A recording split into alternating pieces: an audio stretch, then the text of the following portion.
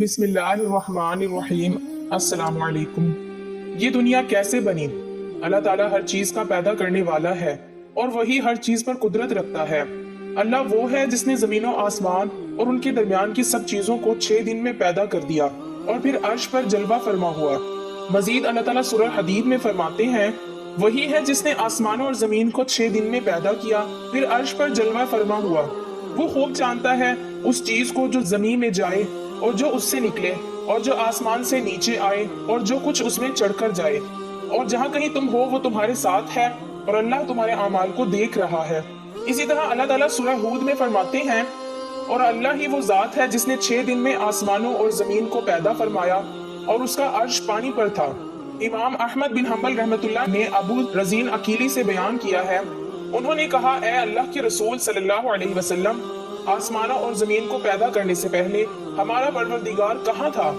आप सल्लल्लाहु अलैहि वसल्लम ने फरमाया, आमा में था, यानी अल्लाह के सिवा कुछ भी न था। न उसके ऊपर हवा थी न उसके नीचे हवा थी, मतलब ये कि कुछ न था। फिर उसने पानी भर अपना अर्श पैदा किया, गोया ये थी मखलूक की इब्तिदा।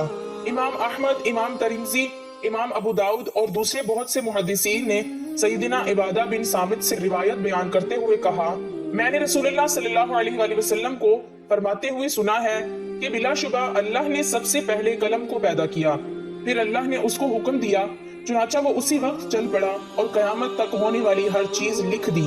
ये अल्लाह का इल्म था कि जिसको कलम ने उसके हुक्म के मुताबिक लोहे महफूज पर लिखा।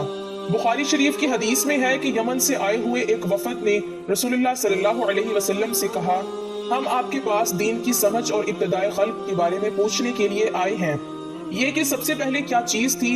आप सल्लल्लाहु अलैहि वसल्लम ने फरमाया, अल्लाह था, उससे पहले कोई चीज न थी, उसका अर्श पानी पर था, फिर उसने लोहे महफूज पर हर चीज लिख दी और आसमान और जमीन को पैदा किया, यानी इब्तिदा में पानी पर अर्श की तख्लीक हुई, फिर कलम की पैदाइश हुई, उसने सब कुछ लिख दिया। उलमाए कराम का बयान है कि कलम के फौरन बाद लोहे महफूज को पैदा किया गया, चुनांचा कलम ने लोहे महफूज में हर चीज लिख दी। उसके बाद कायनात की बाकी मखलूक और आसमान और जमीन की पैदाइश वजूद में आ गई। अशिया की पैदाइश वाली तरतीब में उलमाए कराम के कई अकवाल हैं। आसमान और जमीन की तरतीब क्या है? इस बारे में इमाम मुस्लिम रहमतुल्लाह ने सैयदना अबू हुरैरा रज़ियल्लाहु तआला अन्हु की रिवायत पेश की है।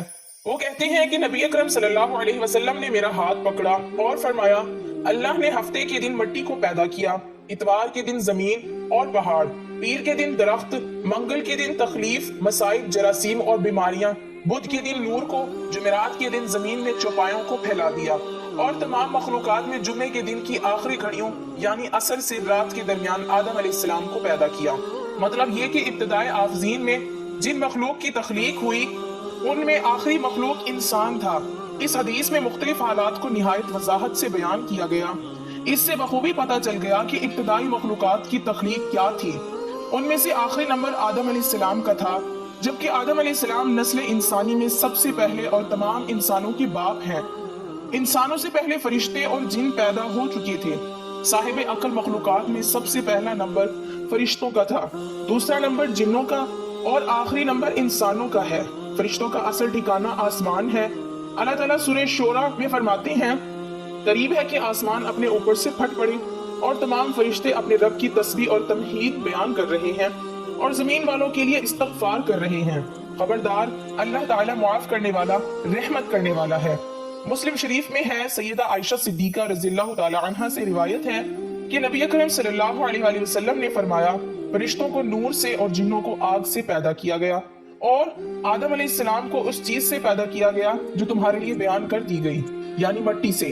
फरिश्तों की तख्लीक के बाद जिन्नों को पैदा किया गया, जिन्नों को भी इंसानों से पहले पैदा किया गया था, जैसे कि अल्लाह ताला सूरतुल हुज्र में फरमाते हैं, और उससे पहले जिन्नात को हमने लू वाली आग से पैदा किया। जिन्नात के बारे में बहुत ज्यादा आयात और अहदीस मौजूद हैं। अल्लाह ताला फरमाते हैं, और जिन्नात को आग के शोले से पैदा किया गया। ये आग के भड़कते शोले के किनारे को कहते हैं। गोया जिन्नों को आग की जड़ से नहीं बल्कि आग के शोलों के किनारे से पैदा किया गया। कुरान मजीद में अल्लाह ताला ने इब्लीस, शैतान का कौल नकल किया, तूने मुझे आग से पैदा किया। इस तरह पहले भी बयान हो चुका है। अल्लाह ने फरमाया, इससे पहले जिन्नात को हमने लू वाली आग से पैदा किया। ये है जिन्नात की असल और बुनियाद। ابلیس ملعون بھی جنات میں سے ہے اور اس مسئلے میں کسی کو تردد اور شبہ نہیں ہونا چاہیے، اس لیے کہ قرآن مجید میں ہے اور ابلیس جنوں میں سے تھا، مطلب یہ کہ وہ فرشتوں میں سے نہیں تھا۔ حسن بصری رحمت اللہ علیہ فرماتے ہیں کہ وہ پلک جھپکنے کے برابر بھی فرشتوں کی جنس میں داخل نہیں ہوا اور نہ ہی وہ کبھی فرشتوں میں شمار ہوا، وہ جنات میں سے ہے، کیونکہ اس نے خود اقرار کیا تھا کہ اے اللہ تو نے مجھے آگ سے پیدا کیا۔ اگر یہ فرشتہ ہوتا تو اس وقت کہتا کہ اے اللہ تو نے مجھے نور سے پیدا کیا، اس لیے ابلیس کا جن ہونا روز روشن کی طرح عیاں ہے۔ سیدنا عبداللہ بن عمر رضی اللہ تعالی عنہما اور سیدنا عبداللہ بن عباس رضی اللہ تعالی عنہما فرماتے ہیں آدم علیہ السلام سے 2000 سال پہلے جنات پیدا کیے گئے، وہ ہماری زمین پر رہائش پذیر تھے۔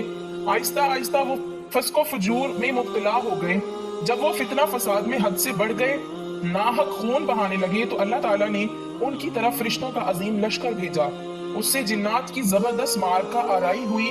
اس معرکہ آرائی میں فرشتوں نے جنوں کو تہس نہس کر دیا اور وہ سمندروں کے جزیروں میں پناہ لینے پر مجبور ہو گئے، زمین کے ہر بر اعظم سے انہیں جلا وطن کر دیا گیا، چنانچہ آج تک ان کا مسکن یہی جزیرے اور عظیم مراکز ہیں۔